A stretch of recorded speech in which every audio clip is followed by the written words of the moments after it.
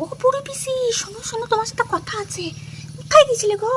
পায়েস দিচ্ছে ওখানে, খেতে গেছিলাম। আমি চাইনি, আমাদের ছেলেগুলো খেতে চায় না না পায়েস, ওদের ইচ্ছে নেই, পছন্দ নেই ওসব পায়েস খাবে না। আমি এখন পায়েস খেতে গেছিলাম। হ্যাঁ হ্যাঁ, কি করবো, একা মানুষ, রান্না বান্না করতে পারি না, তাই আজকে খেতে গেছিলাম।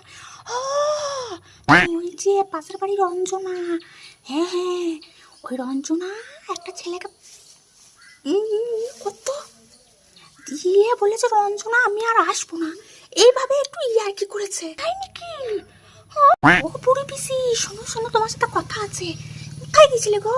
পায়েস দিচ্ছে ওখানে, খেতে গেছিলাম। আমি চাইনি, আমাদের ছেলেগুলো খেতে চায় না না পায়েস, ওদের ইচ্ছে নেই, পছন্দ নেই, ওসব পায়েস খাবে না, ভালো লাগে না। কত রকমের নাটক করে গো, কি বলবো, সে নাটকের আর গাছ নেই।